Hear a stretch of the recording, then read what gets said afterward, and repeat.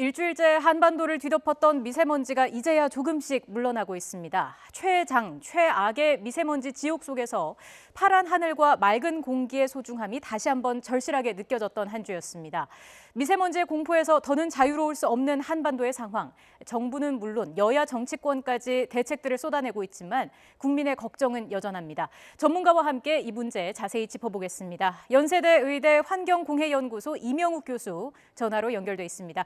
교수님 안녕하십니까? 예, 안녕하십니까? 네, 오늘은 물론 조금 나아졌지만 최장, 최악의 고농도 미세먼지가 한반도를 뒤덮었습니다. 주요 원인을 어디서 찾을 수 있을까요?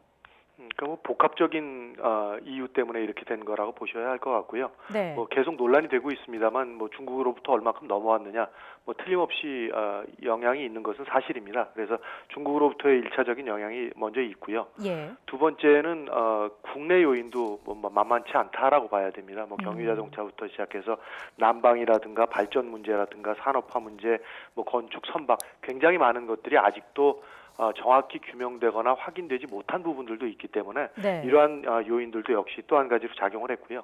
이번 겨울에 특히 이번 이 사태는 기상현상에 대한 것들이 좀 더 많은 역할을 했다라고 보셔야 하는데 올겨울이 다른 겨울에 비해서 날씨가 좀 따뜻했던 것들로 아마 기억을 하실 겁니다. 근데 이 따뜻했다라는 것의 의미가 사실은 시베리아 쪽으로부터 내려오는 바람 방향보다는 서쪽에 중국으로부터 넘어오는 바람 방향들이 더 많았다라는 것을 의미합니다. 예. 그러다 보니까 결국 이제 풍향으로 봐서는 중국 쪽으로부터의 영향이 좀 더 상대적으로 클 수 있었던 해라는 것이 이번 사태에 대한 첫 번째의 원인이겠고요. 또 한 가지는 지구온난화하고도 연관이 있다고 지금 추정은 합니다만 네. 서울시 같은 경우도 특히 풍속이 지금 좀 떨어지고 있습니다. 그러니까 이제 바람이 약하게 분다라는 건데 바람이 약하게 분다라는 것은 결국 이제 발생된 오염물질들이 멀리까지 이동하는 것이 자연현상에 의해서 좀 약해졌다라는 겁니다. 그러니까 발생된 오염물질들이 멀리 못 가고 있다라는 두 번째의 이유가 있고요. 세 번째 이유로 설명을 드려야 될 것들은 결국 강우량이 올겨울에 너무너무나 적었습니다. 네. 1월 달 강우량이 제로였고요. 2월 달에도 딱 한 번밖에는 지금 눈이 오질 않았기 때문에 결국 하늘에 떠 있거나 공기 중에 이렇게 채워져 있는 여러 가지 오염물질들이 무거워져서 토양으로 이동할 수 있는 자연적인 현상조차도 전혀 이번에는 개입이 되지 못해서 결국 발생된 오염물질들이 그냥 우리 공기 속에 계속 차 있는 그런 일들이 장기간 동안 지속됐다라고 보시면 될 것 같습니다. 예, 원인 중 하나로 중국을 지목해 주셨는데 어느 정도 영향이 있다고 보십니까? 연구 결과들에 따라서 이것은 굉장히 천차만별이라고 보셔야 할 겁니다. 그러니까 시기마다 장소마다 계속 이 현상들은 다르게 나타나는 것들이기 때문에 네. 장기적으로 우리가 표준화된 자료로 계속적인 연구를 수행을 해야 중국에 대한 영향이 어느 정도인지도 좀 더 명확히 표현할 수 있거나 이런 상황에 대한 설명이 가능해질 것이기 때문에 지금 현재의 상태만 갖고 중국에 대한 영향이 얼만큼이다라는 정량적 해석을 하는 것은 좀 무리가 뒤따른다고 보여집니다. 예, 사실 미세먼지가 우리 호흡기에 많이 안 좋다 이런 얘기는 많이 들었는데 구체적으로 어느 정도로 안 좋은 겁니까?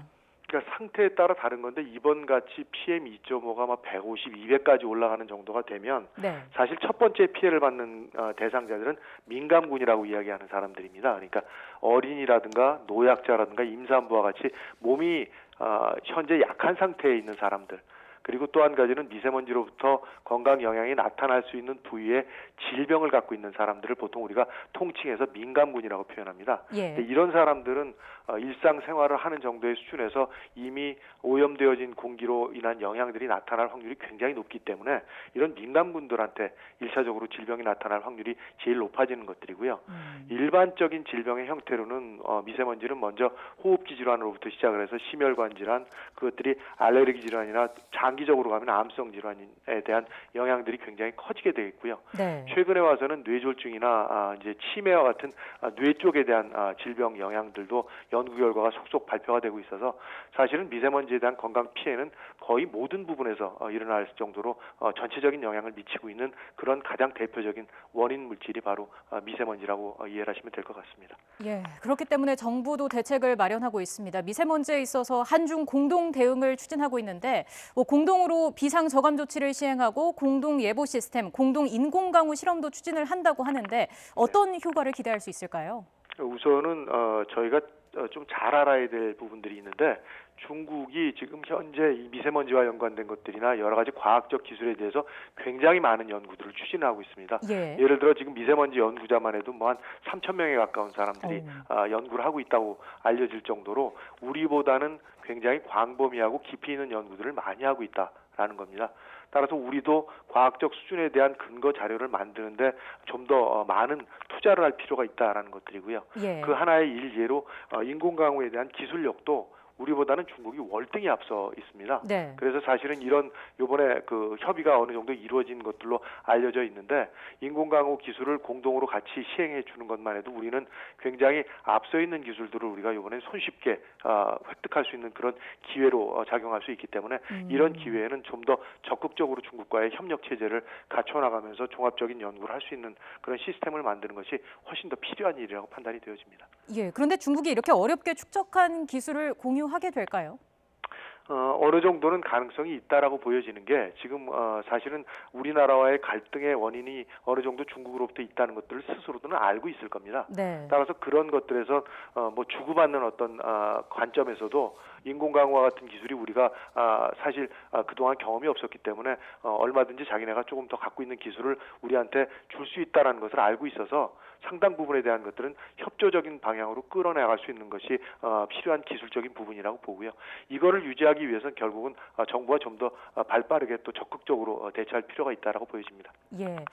정부가 일단 이렇게 다각적으로 대책을 마련하고 있는데 학계에서 대안으로 생각하고 있는 또 다른 대책들도 있습니까? 뭐 학계에서 생각하는 거라기보다는 현재의 측면에서는 우리는 지금 한국에 처해 있는 입장이 먼지가 굉장히 작은 크기의 먼지들이 급격히 늘고 있다라는 측면입니다. 예. 특히 이제 우리가 작년에도 언론을 통해서 나사와 같이 측정을 했던 것들을 보셨겠지만 그 2차 먼지라는 것이 굉장히 심각한 나라이기 때문에 이 부분에 대한 기여율이라든가 원인에 대한 연구들이 필수적으로 좀 빨리 이루어져야 될 일들이고요. 그러다 보니까 결국 작은 크기의 먼지를 통제하는 방법과 기술적인 제안들이 앞으로 학계에서 좀 더 많이 좀 이루어져야만 현실적으로 국민들한테 미치고 있는 건강 피해와 여러 가지의 영향들을 조금이라도 줄이는 그런 학술적인 뒷받침이 될 거로 생각이 됩니다. 예. 지금 현재로서는 우리 일반 시민들이 할 수 있는 것들은 뭐 마스크를 착용한다든지 공기청정기를 튼다든지 이런 부분 아니겠습니까? 네. 실생활에서 가능한 대책들인데 이건 얼마나 도움이 되는 건가요? 그래도 뭐 실제로 먼지를 마시는 율을 예를 들어 KF80이라고 그러면 실질적으로 80%보다는 조금 더 효과가 큰 거로 실험 결과들은 나오고 있는데요. 네. 80%를 줄이면 100이라는 먼지를 20 정도만 마시게 된다라는 의미입니다. 그러니까 사실은 우리가 건강을 어느 정도 보호할 수 있는 데는 필연적으로 도움이 됩니다. 단지 이제 마스크와 같은 것들을 쓰면 통기 조건이 나빠지기 때문에 호흡에 대한 것들을 미리 좀 이해를 하고 쓰실 필요가 있는데 먼지도 줄지만 그만큼 산소 공급량도 줄어든다라는 것에 대한 이해를 통해서 호흡이 잘 안 될 때는 마스크를 띄는 연습이나 마스크에 대한 이해를 좀 더 잘 하시고 마스크를 활용하시는 것이 어쨌든 간에 좀 건강에 도움이 될 거고요. 공기청정기와 같은 것들도 사실은 먼지를 줄이는 장치니까 먼지를 줄이는 데는 어찌됐든 효과가 있지만 나머지 오염물질들을 줄이는 데는 전혀 이런 것들이 기전적인 어떤 특성을 갖고 있지 못하기 때문에 환기와 같은 것들을 병행해서 공기청정기의 사용을 통한 건강보호에 잘 활용을 할 수 있는 방법으로 쓰시면 그나마도 지금 우리가 뭐 할 수 있는 방법들이 그런 몇 가지의 방법밖에 없기 때문에 좀 더 적극적인 대처들을 하시는데 활용하시는 것은 도움이 될 거로 보여집니다.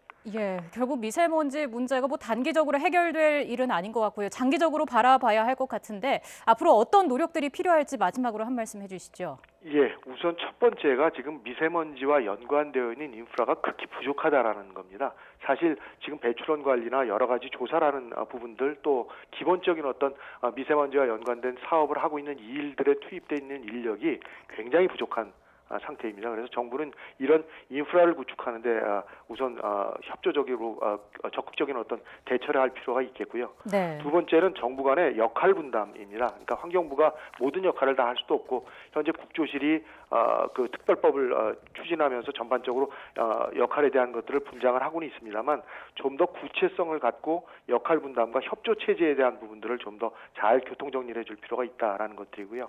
또 한 가지는 역시 중국으로부터 오는 영향을 적극적으로 대처하기 위해선 중국과의 협조 체제를 잘 갖추어 나가는 연구적인 측면의 투자가 우리가 필수적으로 필요한 것들이고, 또 마지막으로는 미세먼지는 결국 국민들이 스스로들 만들고 있는 일입니다. 그래서 결국 우리도 이 문제에 대해서 어느 정도의 책임감을 갖고 적극적으로 동참해서 전체적인 문제점들을 같이들 해결할 수 있는 그런 문제의 해결 방향으로 가는 것들이 가장 현명한 방법이라고 생각이 되어집니다. 네, 오늘 말씀 여기까지 듣겠습니다. 이명욱 교수였습니다. 고맙습니다. 예, 감사합니다.